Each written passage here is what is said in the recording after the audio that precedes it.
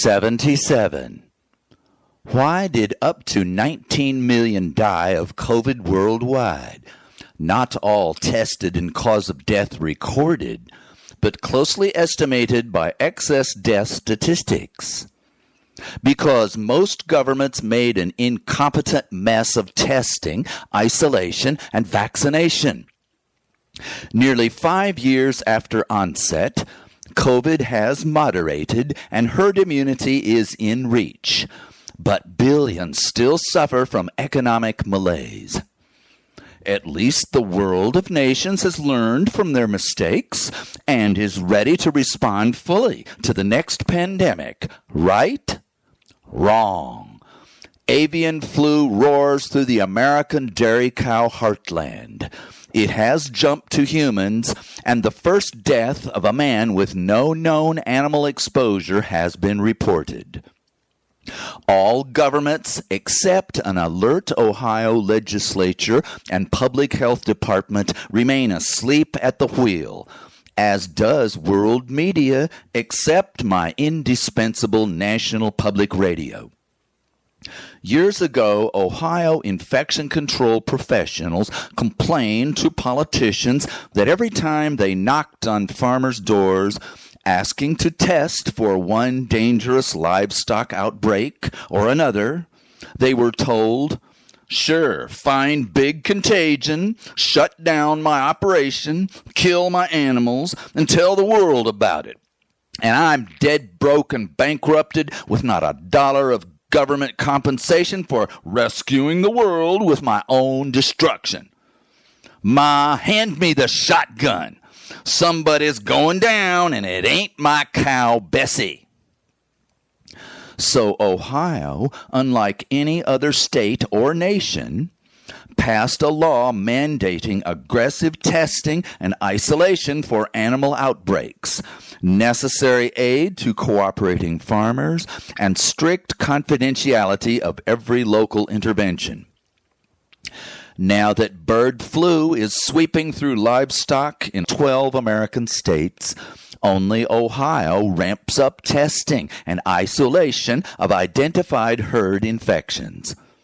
The other 11 state public health operations are mostly barred from testing by understandably frightened farmers who say, "You ain't ruining my life over a few human cases of pink eye." COVID history combines brilliant intervention with total government screw-ups, both lessons today fully ignored by policymakers. How in hell did you endure my 77 speeches hammering a single conclusion? Your reforms, your laws, your treaty, or your suffering and deaths.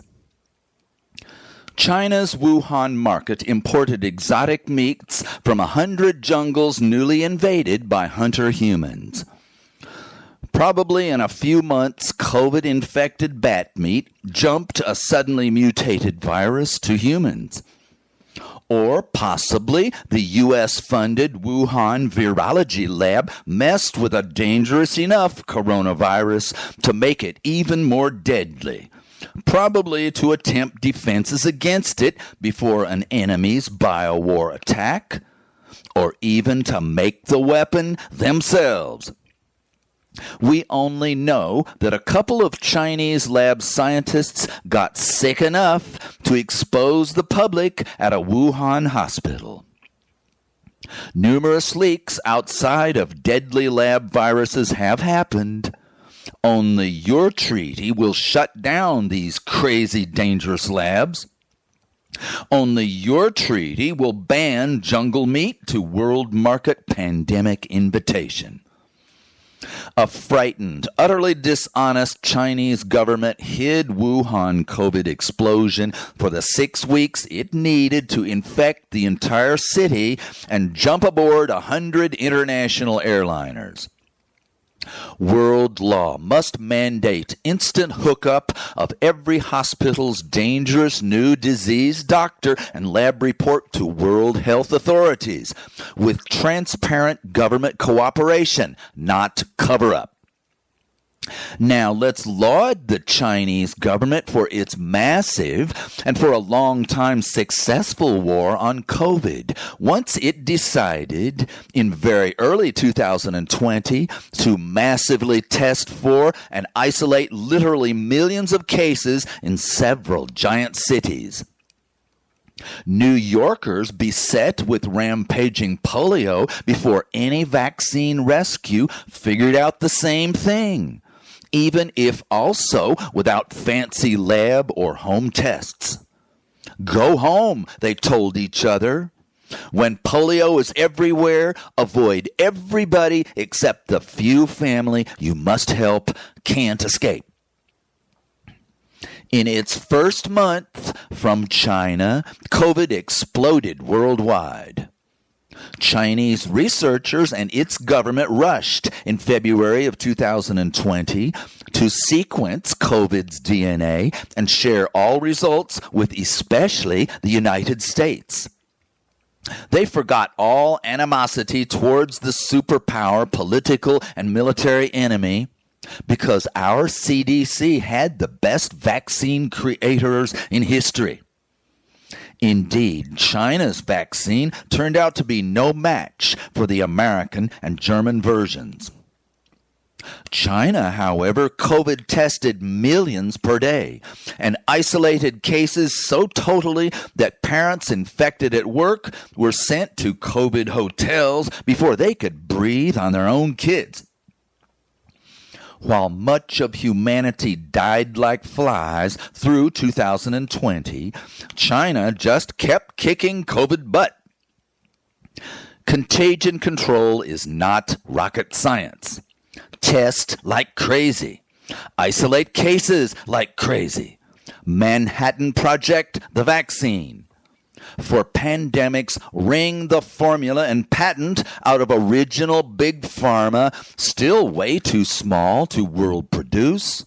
Then blast all necessary tech support to 150 worldwide drug makers and 150 test manufacturers, and win the world war on contagion because COVID's incredible 10 times faster 11-month DNA sequence to fully tested and produced vaccine now could be done in 6 months with the tens of thousands of volunteers ready for rapid actual disease exposure to test known strong vaccine candidates.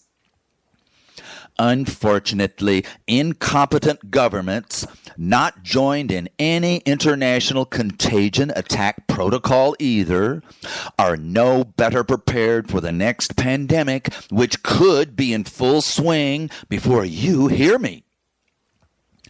China's amazing COVID control finally broke down when its infuriated population rebelled against soldiers guarding everyone's front door so no one could go get food from the store. Then their COVID exploded, only slowly moderated by their third-rate vaccine. A world pattern emerged. America, worst COVID responder of all, taught the invaluable negative lesson. National virus testing to need never happened. Simply no federal leadership to produce and conduct tests. Certainly difficult before do-it-yourself kits were designed. 100 million not only spewed the float for an hour airborne infector for 2 days before any symptoms, but were unlikely to isolate even with a throat tickle and queasy stomach, because everyone was reconciled to the utter lack of both testing centers and home kits. In late 2020, vaccines came to the rescue, but misinformation and weak, non-mandatory treatment leadership killed hundreds of thousands more Americans, up to the current 1.2 million total, nearly all unvaccinated. Our media filled with literally the last words of so many about to be intubated with little chance of survival. My refusal of the vaccine will kill me. Tell my wife and kids to roll up their sleeves today. Had any been asked, would you favor a law that in a pandemic, vaccination should be required for shopping, public entertainment, school, and work? Each would have said, for lack of that law and my buying vaccine danger lies, I will soon choke to death. Indeed, a COVID pandemic world survey almost precisely correlates low testing, low vaccination, and unrestricted public gathering at contagion peak with massive death rates, whereas every nation that got it right by federal policy, projects, and law suffered not 5% the medical, economic, educational, and mental health catastrophes invited by the vast number of nations absent full, competent public health law and intervention. Just like disarmament, CO2 air scrubbing, new water sourcing, and farm and forest irrigation, pandemic rescue of your family will not happen with just your national 3 government branch reforms and projects. The other 194 idiot nations will still come and kill you just as fast unless you go to work for our worldwide border defenses only, swords into plowshares treaty to heal destructive, interdependent, now fatally lawless humanity. There is reason to hope that bird flu in cattle might limit its human infection to cattle worker conjunctivitis. Yet we must also fear that we're a single mutation away from a human pandemic. American medical scientists have already made several 100,000 doses of a human vaccine. You must demand of your American state and federal legislators enough money to pay every farmer plenty to take every fully tested and endangered cow off the market, with all publicity to harm their business forbidden. All 50 American states must test every cow and livestock worker yesterday and today and tomorrow. If more numerous and serious human cases emerge, then we must, within 6 months, make 2 doses of vaccine for every living American, produced and administered by law. Now suppose that human bird flu spread only by fluid contact, just as cow milkers got conjunctivitis from infected milk sprayed in their eyes. Then a worldwide explosion and millions of deaths would be unlikely. But one man with no known animal contact and pre-existing respiratory illness died. If not bird flu, but soon another coronavirus explodes across the world like the Spanish flu of 1918. Easily with an over 10%, not under 1% death rate, then only the basic, well-proven measures I discuss, made world treaty law, could possibly save the world and your family. Your very fast, very essential, every pandemic world program will become a treaty tenet of your family's public law survival agenda. You gotta kick all businesses the hell out of your tax treasuries and negotiate peace law with every nation's citizens. Force it on thieving leaders until you vote them out fast for family lovers, and drive towards completion and ratification our Swords into Plowshares Treaty to fill lakes, water forests, and scrub out stratosphere CO2 to bring back our reigns of life for good. Right now, evil finishes us all because none of your absolutely wonderful caring and actions to help targets the big, stupid world tyrants dooming their own children and future. Every word of these speeches is about the end of your family if you ignore and abandon our terminal world, thus making your own loved ones' defense and survival impossible. My speeches promote laws for your survival that you must promote and win, because no current leader or candidate will. They push laws too, for more weapons, more bribery, more polluter power, and fewer voting rights, all to improve your security and future by crushing the bad guys out to hurt and kill you.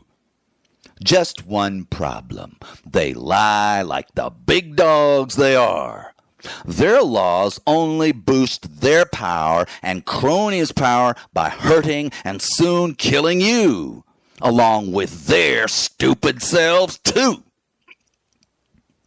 When forces against fascism won World War II, the world quickly forgot that the American superpower was itself overpowered by a nuclear, TNT, and napalm bomb industry that had commenced slaughtering millions of civilians in all but defeated nations just for evil power and profit. "Unite all nations for the enforcement of peace," cried savage humanity. Obviously, we must go from enthronement to disarmament of weapons of mass destruction for the peaceful advancement, not savage destruction of the human race. Then a small clique of war leader monsters rushed to design the UN to further empower them against the 100% human population, 100% imperiled. Its Security Council crowned king any single permanent member: China, Russia, France, the United States, and the United Kingdom. Each may conduct a monstrous, lawless military invasion and then veto every other nation on earth, shouting for a UN peacekeeping force to stop it.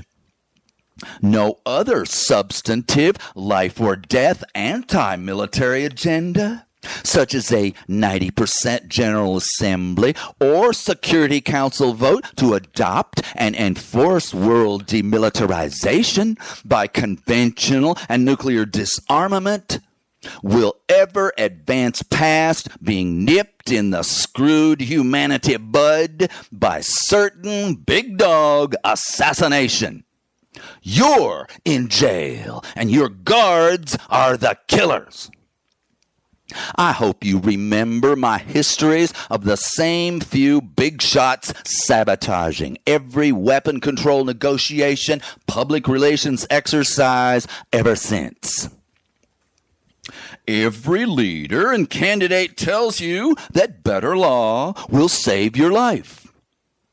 Close to 100% are privately paid to boost Treasury robbers against the security that you pay those taxes for. I describe better laws to save your life too. Sure, I'd like to make a few bucks selling my audios. Your leaders tell you to let them run the show for your ever-shiny future. I tell you, they're killing you for a little pack of thieves temporary haul. You gotta stop every bribe and build a whole new government, national and world, to save your family and future.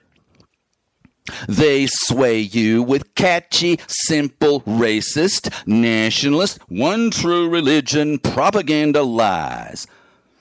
I bother you with my 50 sleepless years of human horror stories echoing from my world radio in my bedroom and nuclear and conventional arms race library. They've had you since you were 9. You let me take a 24-hour crack at you. Now who's got your brain, judgment, verdict, plan, and action on millions of scorched, ice ball, dead, silent planets, we know who won. Well, not here. Why not? You.